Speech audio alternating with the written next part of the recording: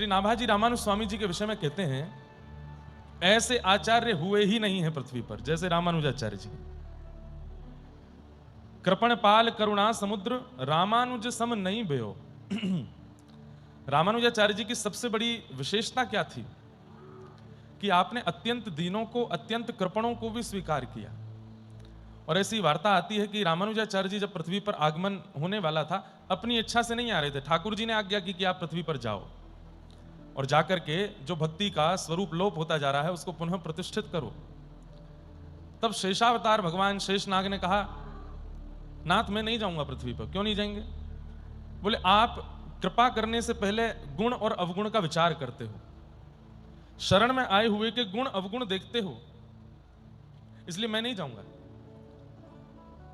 अब बेचारा कोई अवगुणी है और उसको मैंने यदि मंत्र दीक्षा प्रदान कर दी और उसके बाद वो आपकी शरण में आकर के आप कहने लगो कि नहीं इसमें तो ये दोष है, ये दोष है, ये मेरा अधिकारी नहीं है, इसको मैं स्वीकार नहीं कर पाऊंगा, तो नाथ मेरा पृथ्वी पर जाना तो व्यर्थ हो जाएगा। कलिकाल में तो सब कृपण लोग ही हैं, कलिकाल में तो सब किसी ना किसी दोष, किसी ना किसी भाव से युक्त ही हैं। आप इतने दोष विचार करने लगोगे तो लोग, मेरा पृथ्वी पर जाना श्रेयस्कर कैसे होगा?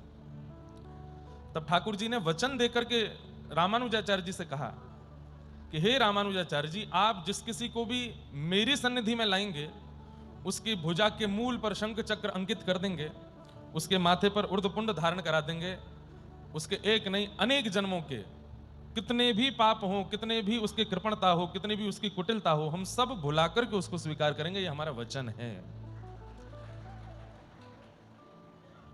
मतलब कितनी अच्छी बात है कि ठाकुर जी ने आज्ञा की कि शेषनाग जी आप पृथ्वी पर जाकर के भक्ति का प्रचार करो, तो उन्होंने शर्त रख दी है।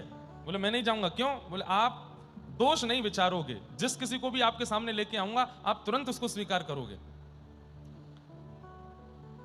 तो भगवान ने वचन देकर के कहा, ठीक है हम वचन देते हैं, आप कैसे को भी मेरे सामने ले आइए, बस उसके भुजा के मूल में शंख चक्र अंकित हो जाए, माथे पर उर्ध्वपुंड होगा, तो उसके सारे दोष में चिंतन ही नहीं करूंगा, देखूंगा ही नहीं कि इसने क्या किया है।